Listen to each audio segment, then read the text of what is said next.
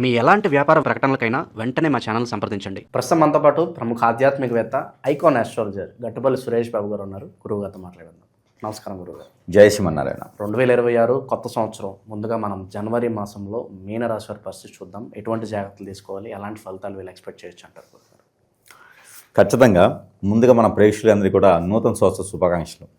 తెలుగు సంవత్సరం అది కాకపోయినా మనం అందరం కూడా చాలా ఆనందంగా, చాకచక్యంగా, చాలా గొప్పగా విదేశీ సాంప్రదాయాన్ని మనం ఆహ్వానిస్తున్నాం, మనం పాటిస్తాం. కాబట్టి ఖచ్చితంగా జనవరి నుంచి డిసెంబర్ వరకు కూడా మనకి తెలుగు సంవత్సరాది వదిలేస్తే ఇంగ్లీష్ సంవత్సరాది శుభాకాంక్షలు అనమాట. అందులో జనవరి మాసం మనం అందరం కూడా క్యాలెండర్లో చూసుకునే కూడా చైత్రం, మార్గశిరం అని చూడడం, జనవరి ఫిబ్రవరి అని చూస్తాం. ఇది చాలా గొప్ప విషయం.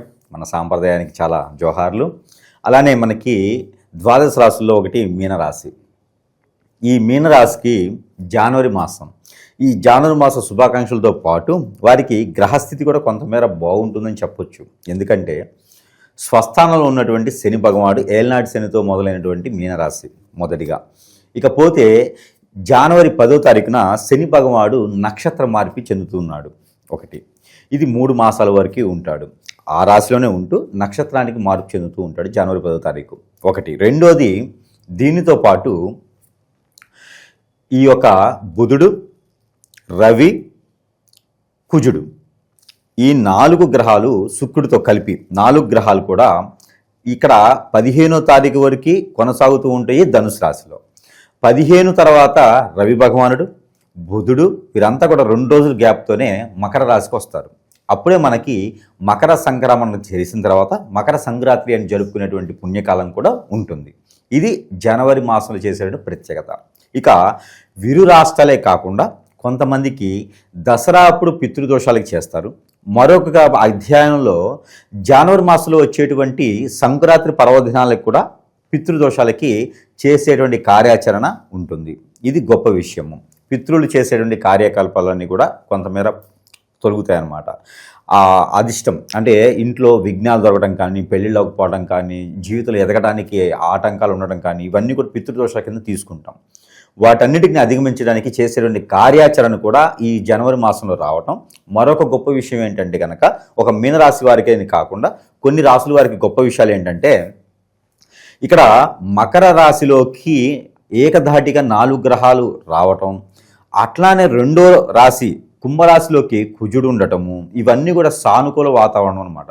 ఇక్కడ 3వ రాశిలోకి వచ్చేటప్పుడు చూస్తే శని భగవానుడు ఉండటం, ఇవన్నీ కూడా చూస్తే పితృదోషాలు ఈజీగా త్వరగా పోయేదానికి ఆస్కారం ఉంది. కాబట్టి మీనరాశి వారికి ప్రత్యేకంగా చెప్పాల్సింది ఏంటంటే, దానాలు, ధర్మాలు, యజ్ఞాలు, యాగాలు, హోమాలు, జపాలు, వారి యొక్క ప్రాంతీయ ఆచార ప్రకారంగా, ఇంటి ఆచార ప్రకారంగా ఎక్కడైనా పితృలకి దోషాలు చేసినట్టే కనుక కార్యాచరణ మొదలవుతుంది, ముందడుగు వేస్తారు. శని భగవానుడికి అశుభ దృష్టి కొంతమేర తగ్గుతుంది. లేదు అంటే కనుక ఎక్కడేసిన గొంగడు అక్కడే ఉంటుంది. ఇది మాత్రం ఖచ్చితంగా దైవానికి సంబంధించింది కాబట్టి ఖచ్చితంగా అందరూ దీన్ని పాటించవలసిందే. ఇకపోతే అవకాశం ఉంది కాబట్టి, అవకాశం లేనప్పుడు ఎట్లా లేదు, ఉంది కదా, చేసుకుంటే చాలా మంచి జరుగుతుంది.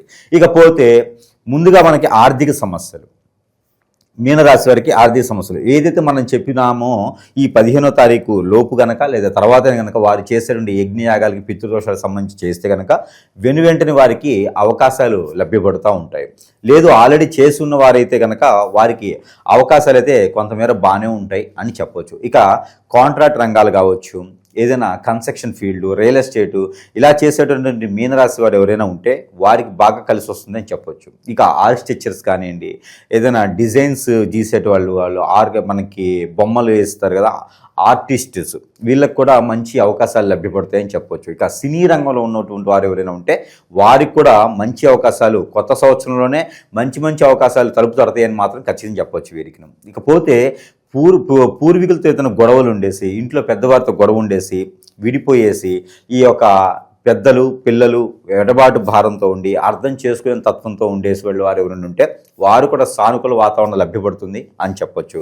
ఇక ఈ దోషాలకు వచ్చేసి మనం చివరిలో మాట్లాడుకుందాం అనుకుంటుంది. అయితే ఈ 4 గ్రహాలు కూడా వీరికి మంచి శోధిస్తున్నాయి. కాబట్టి ఈ మకర రాశిలో కావచ్చు, దానికి మునుముముటు అంటే 15వ తారీఖు లోపు కనుక అయితే ధనుసు రాశిలో ఉండేటువంటి గ్రహాలు ఏవైతే ఉన్నాయో ఇవన్నీ కూడా మొదటి అధ్యాయం 15వ తారీఖు వరకు, జనవరి 15 వరకు అయితే కనుక కష్టాలు, ఇష్టాలు, నిష్ఠూరాలు, అన్ని రకాల ఇబ్బందులు కూడా జరగపోవచ్చు.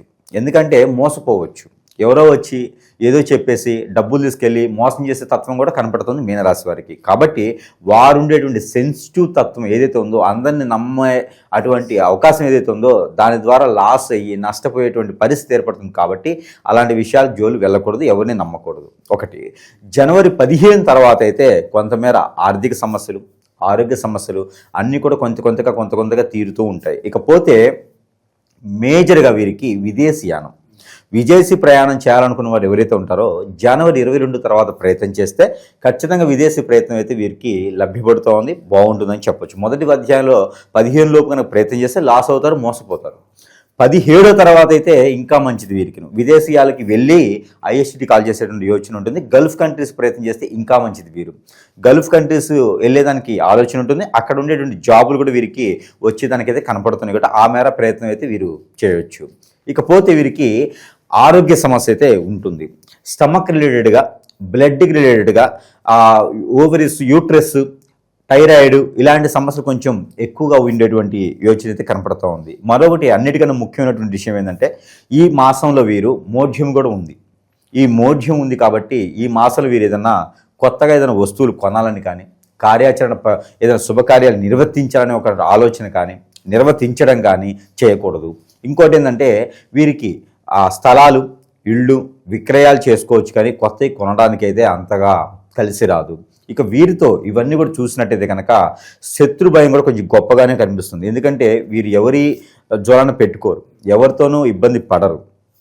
కాబట్టి వీరంటే పడని వాళ్ళు, వీరి చుట్టూ ఉండే వాళ్ళతో కూడా వీరికి గొడవలు, శత్రు భయం కూడా ఉంది. కాబట్టి కొంతమేర జాగ్రత్తగా అయితే ఉండాలి. ఇక భార్యాభర్తల మధ్య సంబంధాలు ఏ విధంగా ఉండబోతున్నాయి? ఇక వీరికి చూస్తే పెళ్లి కాని వారికి అయితే కనుక ఎఫ్ఐఆర్స్ ద్వారా రోడ్డు మీద పడేలా ఉన్నారు. ఎఫ్ఐఆర్స్ ఉంటాయి, బాగా అన్యోన్యమైన ప్రేమ, అనురాగం, ఆప్యాయత, అసలు ఆ ప్రేమను చూస్తే తట్టుకోలేరు ఎవరు కూడా. అట్లా ఉంటుంది ప్రేమ. ఎందుకంటే వీరు చాలా సెన్సిటివ్గా ఉంటారు. వీరు ఎవరికి మనసు ఇవ్వరు. ఇచ్చారంటే సత్యదాకా వదలరు. ఎదుటివాళ్ళు సత్యదాకా చంపుతూనే ఉంటారు. అంటే అంత సెన్సిటివ్గా ఉంటారు అన్నమాట వీరు. కాబట్టి వీరు మంచి వ్యక్తులే. కాబట్టి ఆ ఎదుటివారు వీరి స్ట్రెస్కి కావచ్చు, వీరి ఆలోచనకు కావచ్చు, వీరి ప్రేమను తట్టుకోలేక వారు వెలిగేషన్స్ పెట్టడం, రోడ్డు మీదకి వేసేయడం, టార్చర్ పెట్టడం, శాడిస్ట్లా ప్రవర్తించడం చేస్తూ ఉంటారు. అలాంటి తట్టుకోలేక వీరో వారో ఒకళ్ళు పోతారు. కాబట్టి అలాంటి అఫైర్స్ లాంటివి పెట్టుకోకుండా ఉంటే కొంతమేర బాగుంటుంది. ఇక పెళ్ళి అయిన వారి పరిస్థితి ఏంటంటే కనుక ఎవరైనా సరే మీనరాశిలో ఉన్నటువంటి స్త్రీ పురుషులు ఇరువురికి కూడా ఎవరైనా పెళ్లి చేస్తున్నారంటే ఆ చేసుకునే వాళ్ళని వదలలేరు. వాళ్ళకి ఏ జాబ్ ఉన్నా, ఏ పని ఉన్నా, ఏ బిజినెస్ చేస్తున్నా కూడా నిమిషానికి ఒకసారి ఫోన్ చేయడం, నిమిషానికి ఒకసారి మాట్లాడించడం, ఇంత ప్రేమ ఎక్కువ ఉంటుంది అన్నమాట వీరికి. అందుకే ఎక్కడైనా సరే మీనరాశి వాళ్ళు దొరికితే ఇమ్మీడియట్ తాళి కట్టేసేయండి. ఎందుకంటే వాళ్ళంటి వాళ్ళు మళ్ళీ దొరకదనమాట. మంచి నాగరికత కావచ్చు, వాల్యూస్ కావచ్చు, ఎలా ఉండాలి, ఏమిటి పద్ధతి ఏంటి, అలాంటి బాగా తెలిసిన వాళ్ళు ఉంటారు. కాబట్టి వాళ్ళని ఎవరు పెళ్లి చేసుకోవాలన్నా కళ్ళు మూసుకొని చేసుకోవచ్చు. కాబట్టి వారంత మనసు మంచిది. కాబట్టి పున్నమి చంద్రుడు ఉంటాడు, ఎంత స్పష్టంగా ఉంటారో అంత గొప్పగా ఉంటుంది ఈ మీనరాశి వాళ్ళ మనసు. కాబట్టి ఈ మీనరాశి వాళ్ళు దొరకడం అదృష్టం. కాబట్టి వెలిగేషన్స్ తీసుకొస్తారు వీరి మీదకి, వీరి డబ్బే వాడుకుంటారు, వీరినే వాడుకొని ఇలాగ మూట కట్టేసి రోడ్డు మీదకి వేసేస్తారనమాట. కాబట్టి జాగ్రత్తగా ఉండాలి, మోసపోతారు. కాబట్టి ఎఫ్ఐఆర్స్ లాంటివి వదిలేయాలి. అలాంటివి పెట్టుకోవడం ద్వారా కోర్టు వరకు వెళ్ళేటువంటి విషయాలు కూడా కనిపిస్తూ ఉన్నాయి. కాబట్టి పెళ్ళైన వారు కావచ్చు, పెళ్లి కాని వారు కావచ్చు, ఎదుటి వాళ్ళతో చాలా జాగ్రత్తగా ఉండాలి. స్త్రీ అయితే పురుషుడితో, పురుషుడైతే స్త్రీతో ఖచ్చితంగా జాగ్రత్తగా ఉండాలి. ఒకవేళ పెళ్ళి అయిందంటే పిల్లలు పుట్టేదానికి యోచన, బాగుపడేదానికి యోచన పెట్టుకోవాలి తప్పితే విడిపోవాలని పెట్టుకోకూడదు. మధ్యలో మూడో వ్యక్తి వచ్చాడని మాత్రం ఖచ్చితంగా ఇబ్బంది పడతారు. ఇక వీళ్ళకి ఎలాంటి ఫలితాలు ఉంటాయో మనం చెప్పడం జరిగింది. మా జీవితంలో ఇలా జరగట్లేదు గురువుగారు అని అనేవాళ్ళు కూడా ఉంటారు. తప్పు ఎక్కడ జరుగుతుందంటారు? ఇక్కడ సమస్య ఏంటంటే ఇది కలియుగం. మనకి జాతకాలు కావచ్చు, నక్షత్రాలు కావచ్చు, దశలు, అంతర్దశలు, ఏదైతే పుట్టినప్పుడు వచ్చి ఏర్పడే గోచార ప్రకారంగా ఏ స్థానంలో ఏ గ్రహం ఉంటే ఏమవుతుంది ఇవనేది మనకి గణిత ప్రకారంగా చెప్పొచ్చు. ఎంత పెద్ద ఆస్ట్రాలజర్ అయినా, ఎంత చిన్న ఆస్ట్రాలజర్ అయినా ఇది కామన్ థింక్, నేర్చుకునే వాళ్ళు ఎవరైనా చెప్పొచ్చు. కానీ ఒకటి ఉంటుంది, అదేంటంటే ప్రతి జాతకంలో కనపడదు, ప్రతి జీవితంలో కనపడదు. ఇప్పుడు మనకి గండాలు ఉంటాయి, ఆ గండం ఎలా వస్తుందనే చెప్పలేము. ఆ గండం అయిన తర్వాత అయ్యో ఇది అవ్వకపోతే బాగుండే అని గమనిస్తూ ఉంటాం. ఏదైనా మనం చూడండి, బాంబులు పేలిన తర్వాత కనిపిస్తుంటుంది, అయ్యో బాంబు పేలిందా అని. అందరు గురువులు నేను చూస్తూ ఉన్నాను, ఒక పని అయిపోయిన తర్వాత నష్టపోయిన తర్వాత కొట్టుకుంటూ ఉంటారు సంకలు వేసుకుని నేను చెప్పాను దానివల్ల ఎవరికి ఉపయోగం నాకు అర్థం కావట్లేదు. ఇక్కడ ప్రతి మనిషి జీవితంలో కూడా చెప్పగలిగితే ముందుండాలి లేదా జాగ్రత్త ఉండాలి. ఈ రెండు లేకుండా వాడు మొత్తం పూర్తిగా అయిపోయిన తర్వాత నేను గొప్పని సంకలు గుర్తుకోవడం వల్ల ఎవరికి ఉపయోగం కాదు కదా. నీకు చేత అయితే చెప్పగలిగితే ముందు చెప్పి కాపాడాలి. కాబట్టి ఇక్కడ నేనేం చెప్తున్నా, జాతకంతో సంబంధం లేదు. జాతకాలు ఉన్నాయి, అవి ఎప్పుడు చూసుకోవాలంటే మనిషి పుట్టిన తర్వాత ఒకటి. రెండోది మనిషికి రజస్వలైనప్పుడు ఆడవారికి, పంచెలు పెట్టేటప్పుడు మగవారికి. మూడోది పెళ్ళప్పుడు. నాలుగోది మళ్ళీ నీకు పిల్లలు పుడితే. ఇక ఐదోది ఉంది. ఈ ఐదోది నీవు మరణించిన తర్వాత నీ తర్వాత జీవితంలో చూసుకుంటారు. ఈ పోయితో పోయాడు దరిద్రుడు, మంచి రోజు పోయాడా చెడ్డ రోజు పోయాడా, ఆ పాపం కర్మ మా మీదకి వస్తుందేమో అని పరిహారాల కోసం జాతకం చూపిస్తారు. ఇక జాతకం అనేది లైఫ్లో అవసరం లేదు. ప్రతి క్షణానికి ఒకసారి, ప్రతి నిమిషానికి ఒకసారి జాతకం చూస్తే జాతకం చూసిన ప్రతి నిమిషము కూడా నీకు ఒక సెకండ్ ఆయుష్ తగ్గుతుంది. నీకు ఒక గండం లాంటిది. నీ జాతకంలో బాగుంది అంటే కళ్ళు పడతాయి, బాగలేదు అంటే నీ జోరు రాడు. రెండే విషయాలు. కాబట్టి ప్రతి దానికి జాతకం కాదు.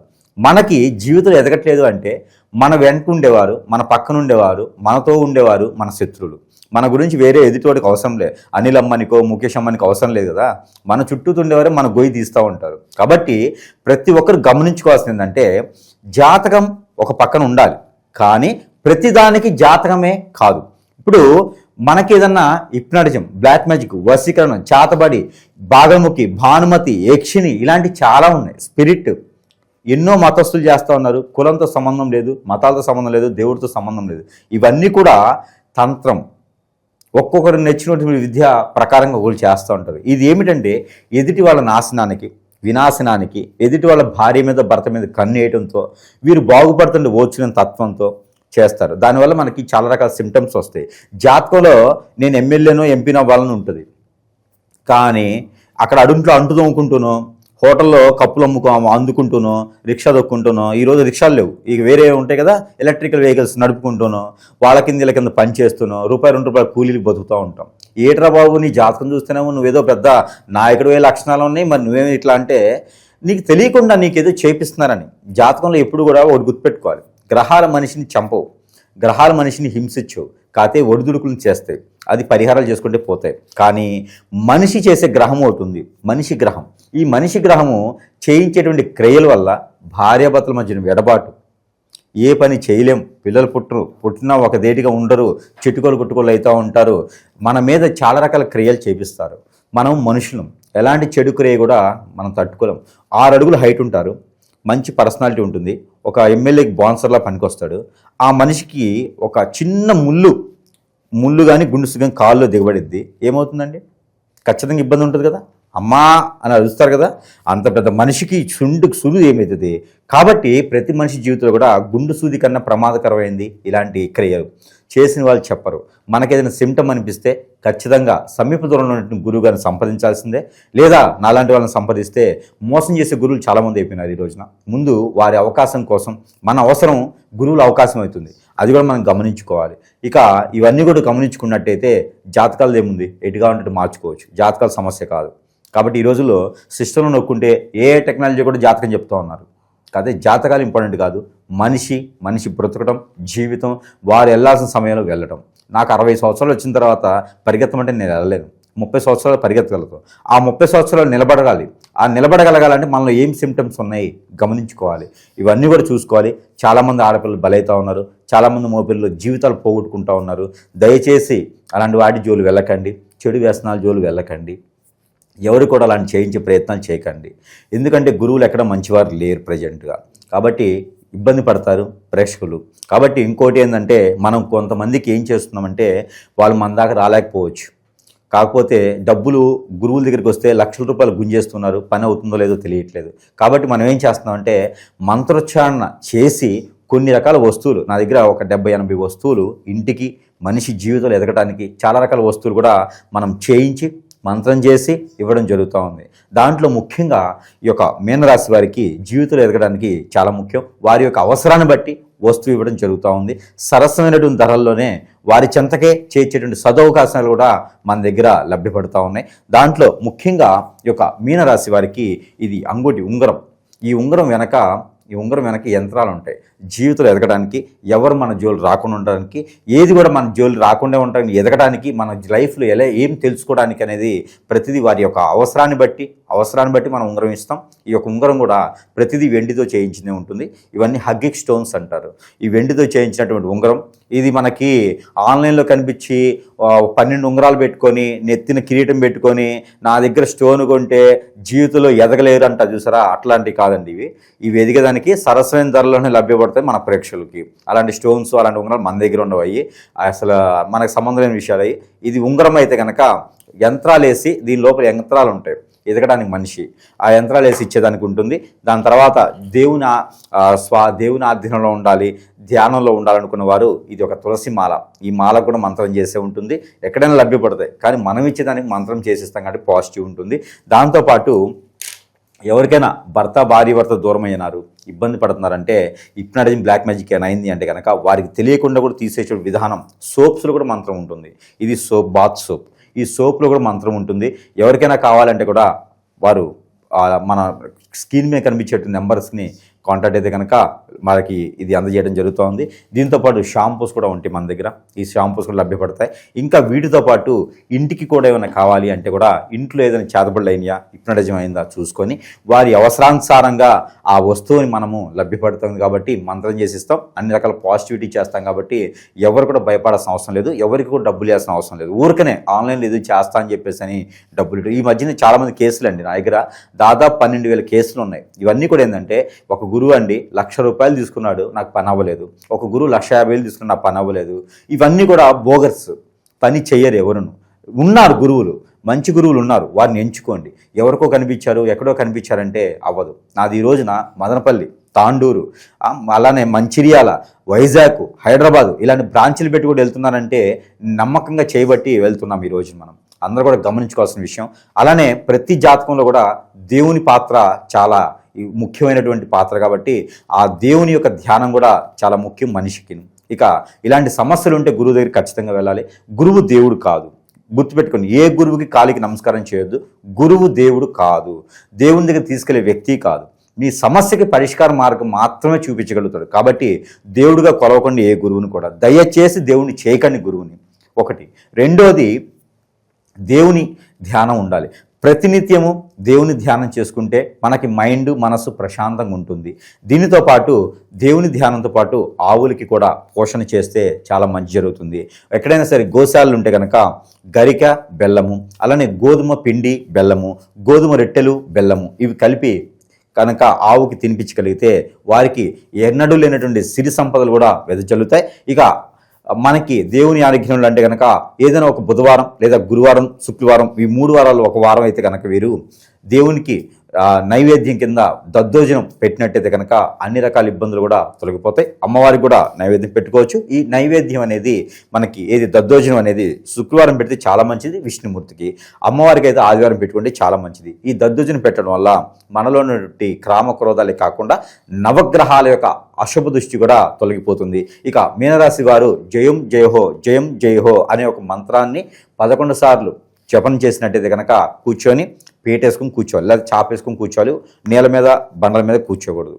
కూర్చొని జయం జయహో అని చెప్పిన మంత్రాన్ని ఒక 11 సార్లు పారాయణం చేసుకొని పక్కన ఏదైనా వాటర్ కానీ ఫ్రూట్ జ్యూస్ కానీ పెట్టుకొని దానిలో ఒక 11 సార్లు నోటితో ఊది అవి తాగినట్టయితే కనుక మనకి మైండ్ మనసు ప్రశాంతత ఉంటుంది. ఏం చేయాలి అనే ఒక ఆలోచన కూడా ఉంటుంది. కాబట్టి ఆ విధంగా వీరు ముందుకు వెళ్ళొచ్చు. అలానే వీరికి ఈ జనవరి మాసంలో కలిసి వచ్చే కలర్ బ్లాక్ అండ్ వైట్ బాగుంటుంది. వీరికి కలిసి వచ్చే నెంబర్ 8 and 4 బాగుంటుంది. ఎందుకంటే శని భగవానుడు ఇదవుతున్నాడు కాబట్టి 8 and 4 అంటే కూడా మంచి ఆదాయ వనరులు సృష్టిస్తాయి. ఇక వీరికి వారం వచ్చేసి గురువారం, శుక్రవారం కూడా వీరికి అద్భుతంగా ఉంటుంది. కాబట్టి ఈ రకమైన పరిహారాలు చేసుకొని కొంతమేర అదృష్టవంతులు అవ్వచ్చు. గుడ్డి కన్నా మెల్లమేలు కదా, కొంతమేర అదృష్టవంతులు అవ్వచ్చు.